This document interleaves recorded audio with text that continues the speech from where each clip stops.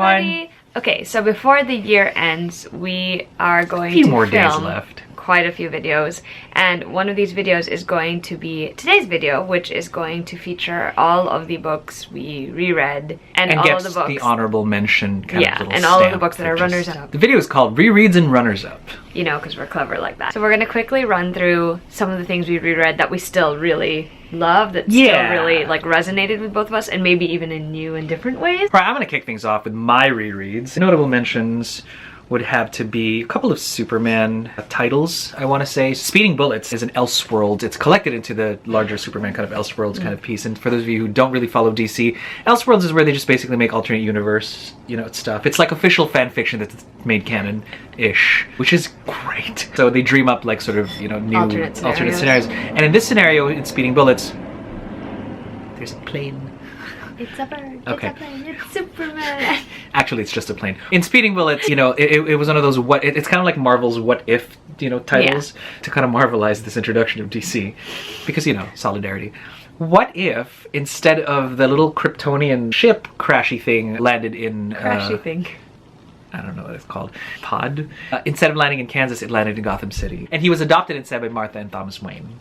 Right, so he grows up to be Bruce, and basically Bruce, but I say that because Bruce is like the exact like antithesis of Superman. He's emotionally unavailable, and he's just like grunty and whatever kind of. But and that's how. But it's Clark sort of at the heart of it, and so it's his journey from being the Batman and the scariest Batman because he flies and in the cowl and with the glowing red eyes, moving into like how he becomes like the hero that Gotham really needs. And so controversial because I don't even know how. I stay off the polls and the Twitter and everything on people. So, but that's my notable reread. Also, Superman Earth 1 is a notable reread because that jacket is cool. Like if you're looking at the little thing right now, I have wanted that hoodie since like I saw the cover, and I'm just like, that's the hoodie that I want. It's a reimagining, a more sensitive reimagining of Clark Kent and how he becomes Superman. I think that's what what Zack Snyder was sort of going for, but then he said, let's put some dark in it. Now we have Man of Steel, but then that growing up kind of sensitive year where Clark was like, what do I do with my life? I can do anything, and he does. He tries out for several jobs, and that to me was like the core awesomeness of it. He has a cat. Or he had a cat rather, and I'm gonna spoil this for everybody because this is why you have to read it. Like this is not too much of a spoiler, but you have to. This is the Clark Kent that had a cat, his only friend growing up, and they would look at the moon together, and that cat had like one eye or something like that. And when the cat had died, he buried the cat on the moon so that every time he sees the moon, he knows that they're still looking at them. That's the Clark. That's not boring. That's the Clark you want to like get on the side of, not just the hello ma'am, may I help you with your cat? I had a cat. Well, no, it's just, and so that's why it's worth mentioning. Teen Titans Year 1 is also a third that I would like to mention because it, I think, captures and sort of reimagines a more contemporary attack on how the Titans sort of got together and what their first year was like. And in the olden days comics, when all of the psychics sort of band together, it was all Gee Willikers and whatever. I don't know. That's not what they said. That's not what they said. But for those of you who aren't familiar with the Teen Titans, their origin story was basically they were all the sidekicks. DC had a thing where they were like, we're going to put teenage superheroes on our comics. And Batman got Robin, Aquaman got Aqualad, Wonder Woman got Wonder Girl, and it was just, you know, Flash got Kid Flash. It was very creative. That's accomplice alt right there. I know. That's how you put something down and like say it's awesome all in one go. It was very creative that they would do this, and they thought, brilliant idea, let's put them all together. And because teens love calling themselves teens, they call themselves the Teen Titans. It's a different attack on how they got together, whether the dynamic relationships are like. You see Aqualad sort of crushing on Wonder Girl for the first time, but she ends up going for like the kind of like the semi-bad boyish kind of roguey kind of Roy Harper. Not that I can blame her. Not that you can blame like Donna at all, right? And then it didn't really show too much of like the Dick and Donna bromance because I guess they were just sort of starting up. But it was actually Dick and Wally and Garth who sort of put things together. Donna sort of came in a little bit later on, and it's just this, it's still so pure, and everyone has pretty much in Alexa's generation and maybe younger have sort of grown up on the Starfire and Raven and Beast Boy and Cyborg. Well, younger. And so they're used to that. But for me, like the couple of steps back to Dick Grayson's time, and who doesn't love Dick Grayson? I should have, thank goodness I said that last name right afterwards. Anyway, who doesn't love Dick Grayson? Best ass in the DCU. Teen Titans Year One is a huge recommendation to anybody who wants to know what the OG Titans sort of looked like. It captures sort of the innocence of it and just the kind of shenanigans that you would expect from a bunch of sidekicks that decided we don't want to be just the sidekicks, we want to be our own thing, and they were, and the rest is history. The other shout outs that I kind of want to give would be to from my rereads. I picked book 2. I know, right? And there's a reason. Would be the Percy Jackson series, Percy Jackson the Olympians. So this is good old classic Percy Jackson book 1, which I feel of the 5-book series is the most poignant to me because book 1 really does have everything that, you know, is good about Percy Jackson that you can expect. You get everything, all of the twists, all of the cool stuff, all of the themes in book 1 all throughout the other books only multiplied exponentially, with book 1 being sort of like the seed bed of it. I love introducing sort of books that are famous, and then there are some people who are sort of like are a little late to the party and they're like, really, what is that? I'm just like, aha! This is a story about a young boy who discovers that there's a reason for him being sort of chased by monsters all of the time, and he's dyslexic and he can't read things too well because apparently he is a demigod, and demigods are the children of gods. As an absolute undermining of that attempt to not spoil, this is from the next 5 books of the Percy Jackson series called the Heroes of Olympus, where Percy's a little older, he's got a bunch of friends, and then the world expands magnificently, so you cannot possibly enjoy this in full if you didn't read the Percy Jackson series and understand what that universe was like before it sort of expanded. For the people who jumped in on here, they just think, oh, okay, I guess it's that big. But for the people who started with, you know, this, and they'd be like, oh my gosh, I didn't know it was gonna, like, I didn't know he would take it there. Yep. And by he, I mean Uncle Rick, whom we all love, Rick Riordan. Uncle Rick's the best. He's just amazing. And this is actually book 2, Son of Neptune. I love book 2 so much because it reminded me why Percy Jackson is my favorite character. This is again part of a larger, multifaceted story arc where several characters sort of come together. And in the events of Son of Neptune, I have a newfound appreciation for Percy Jackson. I was hung up on one of the characters here, wanting to be that character because he was awesome. His name's Jason Grace. Lord. Super cool guy. Still there. When I grow up, I'm gonna be Jason. But then I read this and I'm just like, no, this is Percy. Percy might not be the smartest or sharpest tool in the shed, but he is one of the strongest and one of the coolest. So I recant, and I think, I don't want to be Percy Jackson now. I never wanted to ever be Percy Jackson, even throughout reading the series for the first time, but now on my, what else, I want to say 4th reread? I have no idea. I must have reread Son of Neptune like 4 or 5 times, but on this 5th-ish time, I'm like, I'm gonna be this guy. Highly recommend if you guys love adventures and middle grade. me and my middle grade. Thank you, middle grade, because that's really where I'm. Yeah, gotta be specific because I know that doesn't work for some people. Yeah, and so it's a very, very middle grade series, very middle grade. So that's the caveat. But if you love that kind of stuff, where me and my friends go save the world, plus mythology, can't go wrong. Well, mythology that is contemporaryized. That's the other caveat. Yeah. Some people don't like that too. Oh, true. You know, like Gorgons selling samples at the supermarket.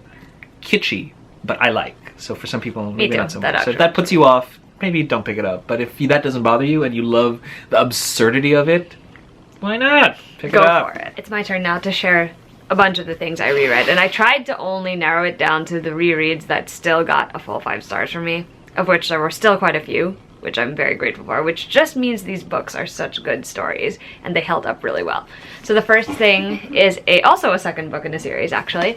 It's Legendary by Stephanie Garber. It's the second book in the Caraval series. This is still my favorite. I've read the entire series now and I can confidently say that. I never thought it would be because before reading this, I was a little wary because we shift points of view. In the first book, you're following a girl named Scarlet as she experiences Caraval. In the second book, you're actually following her sister Tella, and she is going through her own version of Caraval, but at the same time, you're realizing that there is a lot more at stake in terms of what Tella is after. And it's so well done. Like, I enjoyed the combination of just having the Caraval vibe with the competition and everything, but also getting this great insight into what the world is actually like and where Tella and Scarlet belong in this world and what they need to do in order to get what they want, specifically in Tella's case. So really enjoyed rereading that. It was such a great reading experience. And the series as a whole is really good. I really enjoyed it, would highly recommend. So in June, as you guys might know, I got sick. And when I was sick, all I really wanted to do was read things that would bring me comfort. So it was a lot of contemporary reading, and I ended up rereading The Start of Me and You by Emery Lord. This is my favorite Emery Lord book. It's still my favorite Emery Lord book because It is just so well written. It's about a girl named Paige, and this is basically a year of her life in high school. I'm pretty sure it's her junior year, and she's still sort of grieving the death of her boyfriend who died in a tragic accident. It's terrible. This is a year where she slowly she has come to the point where she wants to, you know, move on, like to move forward with her life. And so with the help of her friends, old and new, and maybe a few new activities here and there, she does find a sort of new ground to stand on here. And it's so well done. It's still so good. It gives me such strong feelings. And this is actually one of the books I've read where I love the friendship group. I think that is one of the best parts of this story. But also, I just like how Paige is as a character. I found her really relatable, and I think a lot of people will too. So, I finally finished a series that I've been meaning to finish since 2016, and it's because Jane actually picked it out for me for like my friends pick my books to read every month thing, which is sort of like an informal thing, but also works out really well for me because I always end up really enjoying whatever anyone has picked for me. So actually, in order to get to the book that she picked, I had to reread the rest of the series. So I have to shout out The Dream Thieves and Blue Lily Lily Blue, both by Maggie Stiefvater. This is book 2 and book 3 of the Raven Cycle. Here's the thing about the Raven Cycle. I understand completely that it is not going to be a series for everyone. It is very character driven, and the plot will seem absolutely convoluted for sure, because a lot of it doesn't come together until the very end of each story, and the whole overarching plot doesn't even come together properly until the last book. But Maggie Stiefvater is just such a good storyteller, in my personal opinion. Like, the way she writes is just so appealing to me. It flows in such a good way, and it gives me such an atmospheric vibe. She makes me care about these characters that I never thought I could come to care for. Like, everyone, even the people that I don't necessarily like, I feel that so viscerally, and I think that's a testament to her writing. But honestly, these are the 2 best books in the series, in my opinion. This one in particular I love because it focuses on my favorite character in the Raven Cycle, Ronan Lynch. And this book I love because a lot of the big twists and plot points and emotional things happen in this story. So I would highly recommend binging that entire series because it's so worth it. Like, it will pay off for you just to, you know, get to know these characters and fall in love with them. Speaking of series, these have to get mentioned. I did Fairython with my friends Kristen, Jane, and Mel. Obviously that meant I reread The Cruel Prince and The Wicked King, and they're obviously going to get a shout out in this video because they both held up, especially The Cruel Prince. I tagged along. What I think is best about this series is that when you reread it, you kind of get more insight into the characters. Usually the first time I read a Holly Black book, I'm kind of like flying through it because I want to know what's going to happen next, what sort of a train wreck of a situation is going to go on. The second and third times I've read both of these books, I feel like I've seen more into Jude's character, into her relationships, into what Holly Black was trying to do with those things in the context of the story, and I really like that. As you can see, they're quite marked up because I have a lot of feelings. The Cruel Prince still wins out as my favorite of the series, but overall this is a very fun, very quick read. This entire series is now finished because the last book came out in November. 2 more books to go, 2 more rereads. A book that I knew I loved, but I had forgotten how much I loved until I reread it again, is Nevernight by Jay Kristoff. Nevernight I've talked about on the channel before. It is the story of Mia Corvier, and she is out on a mission of revenge because her family was either executed or imprisoned by the government of the country she lives in. And so she decides that she wants to go and study at the Red Church to become an incredibly talented and gifted and, you know, capable assassin so that she can enact her revenge. Here's the thing about Nevernight. The first like 70 pages are super slow. They're so setup-y. I guess they're meant to feel that way because you're trying to get a glimpse into this character in this world, but I promise after a certain thing happens, everything just sort of starts speeding up a little, and getting so interesting. I really enjoy this book. I know a lot of it is tongue-in-cheek and it's really sassy, and sometimes the language might not work for everyone. Plus there are a lot of like brutal, violent things that go on in the story because duh, it's a book about assassins who are all studying at assassin school to become the best assassins ever. Obviously there's a lot of killing and violence involved. Yeah. Oh, and torture. Let's not forget the torture. Sure, yeah. But it's such a fun story. I really enjoyed it, and I flew through it, even though this one's pretty long. I will say that I know a lot of people aren't a fan of the footnote style that is employed in the story. I personally really enjoy it. I think it's great because the narrator just goes out of his way to be as sassy and tongue-in-cheek about the facts of this world in those footnotes, and they're so entertaining to me. They're so entertaining, and I really like them. I also jumped into the second book in the series, which was really great, but I definitely wanted to shout out Nevernight because it was still so good. And the last reread that I need to mention also held up really, really well for me, and that book is Girls of Paper and Fire by Natasha Nyan, which I included last year, I want to say, on my best of 2018 list. It's about a girl named Lei, and she gets picked up to be the 9th concubine for the king, even though usually there's only 8. They're called paper girls in this story because they're all full human. They don't have any beastly features, or they don't have any beastly traits, I want to say. So she ends up joining all of the other paper girls and being trained to become a concubine for the king. This story does have a lot of assault, violence, that sort of thing, so beware about that. But what I really like about this story is that it explores Lei's transformation from someone who simply just wants to escape this future that's being laid out in front of her, who doesn't really have a stake in the future of the country or for anyone outside of herself or her family, and then coming to find that she has her own power and her own strength, and that she's willing to do what it takes to fight back. And it's so well done and so entertaining. I really like this. I really like the writing in it and the imagery in it. It really just works for me. I know some people don't particularly like how the world was done, but for me, like, it really worked in terms of like setting the story in an alternate place, but also tackling issues that feel relevant to today's like society. So very good story. Still would highly recommend checking it out. Let's talk about our runners-up. That's right. I pick my runners-up depending on whether I would reread them or not. I'm going to start with Keeper of the Lost Cities.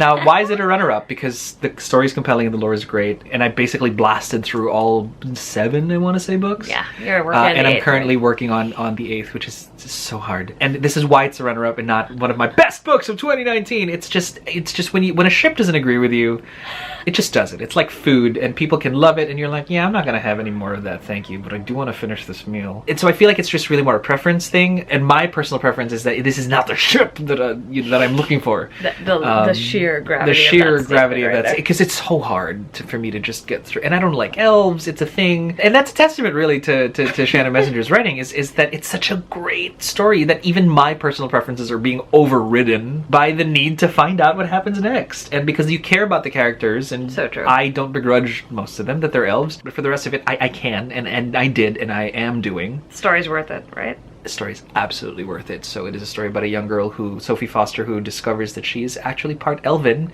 and that a secret society of elves has been sort of running the world and preventing it from going into like entropy. And they have secret cities all over the place, and she gets sort of dragged into this, and she thinks that's the biggest surprise of her life. She's actually not an ordinary kind of elven lass, and discovers that there's a larger conspiracy around how she came to be, why she has abilities that the other elves maybe don't have all at the same time. And then the story unfolds from there. So it's great because it's kind of, and the world just expands, and it's very, very, very fascinating. So that's why it would be first of my runner-up, like on the lowest rung of my runner-ups, because it is a good story. I would recommend it to people. I will warn them about the ship. Also, congratulations to the winners so far. We don't know. It's the book's not done. Sophie's gonna but die. for the people who are, but for the people who are in the lead, congratulations to you all. I wish you nothing but the best.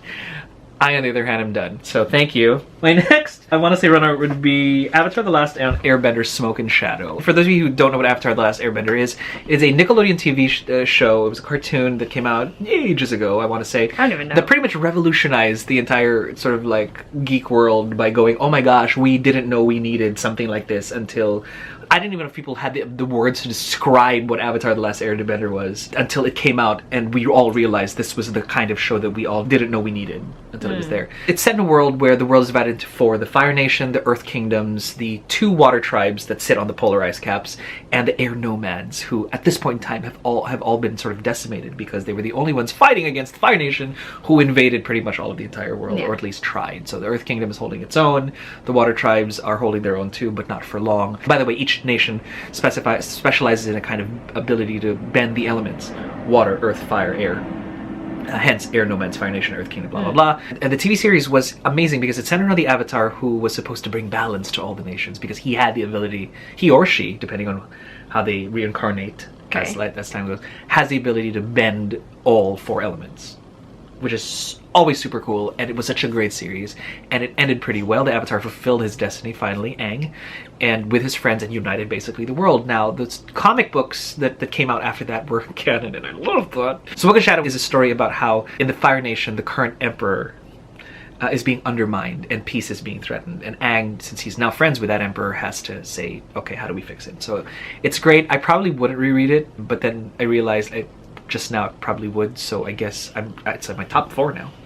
Because the story is about how that friendship sort of survives and how, you know, it's about Aang and Fire Lord and the new Fire Lord, the new Emperor. Honestly. So without spoiling too much, because character. you need to and the thing is, I don't recommend jumping straight into this because it doesn't have the gravitas and the weight of the entire series. Not if you haven't watched. So I'm not going to spoil anything, but for any Avatar: The Last Airbender fan, this is quintessential. Yeah. It's literally. So you're basically saying I should. Oh, honey, yes, you should. Okay, which now leads me to my top 3. I want to start out with X-23 by Mariko Tamaki.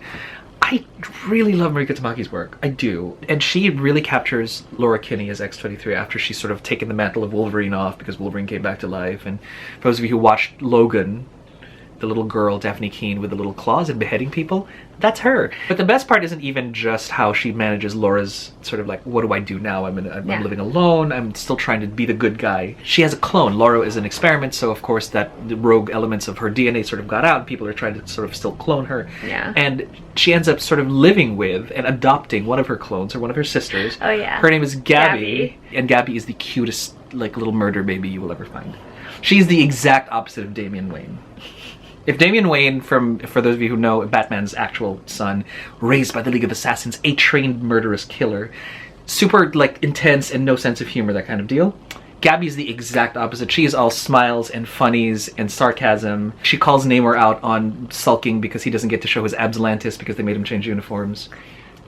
That's my Gabby. And she kills people. So, but not anymore. Like, she's reformed, but she's very good at what she does. And it's great. And how Mariko Tamaki is able to capture the story of 2 sisters, which is, to me, one of the few times that Marvel is able to give me a DC level kind of storytelling. And it's a story about 2 sisters and how they survive and how they look out for each other. Hence my top 3. I want to move on now to Super Sons. All things Super Sons. So I read the first 4 graphic novels of Super Sons, and I've also read Super Sons, which is a reimagining for like the DC imprint that no longer exists now, but it's for kids, where it's a story about Clark Kent's son, Jonathan, who is the biggest cinnamon roll this side of all. Yeah, like the only reason Gabby isn't the cinnamon roll is because she murders people, and you know sticks him with the pointy end. Jonathan Kent, on the other hand, you know, little Jonathan Kent, is just the sweetest thing. So the fact that he's super sulky in this one does not work for me. So I'm sticking to the John Kent in the graphic novel because he and Damien actually get pitted together. And they go out on missions. Damien sort of brings John into the Teen Titans a little bit. It's the cutest thing ever, and I would reread these over and over again because who doesn't love John and Damien? They're the best. Even the Justice League who've encountered them say that they're doing so much better than even Bruce and Clark ever did when they started. So I think that's great. Finally, rounding up my top runners-up of the year, and they're only here because they got bumped down on the list because there were a lot of really good books this year. These would totally easily be on the top of the list. I would say it would be Meg Cabot's Black Canary, Ignite, and Cami Garcia's Teen Titans Raven. And it's a story about Black Canary as a teenager and Raven as a teenager. I just love these 2 books so much. First of all, Gabriel Piccolo illustrated this. It's amazing. And what ties me to this story isn't so much that it's actually a good story about Raven, but the fact that there's a story behind it where Cami Garcia basically mom-friended Gabriel Piccolo, who was famous for his Teen Titans like reimaginings. And Cami's like, we gotta go get him. Like, that's cool. And she basically mom-friended him into creating his first sort of graphic novel for DC, which is like super awesome. And that's why both reasons why I love this story. And it's a good take on Raven. And Trigon is in here. It's not one of those teen angsty things. No, Trigon is here. The big crazy creepy demon with the many eyes. However, I did enjoy Black Canary more unexpectedly. In fact, I was super skeptical because I love Dinah. She was like such a huge hero to me growing up, and candid conversations with Gail Simone. I say that like I know her, but there was a candid.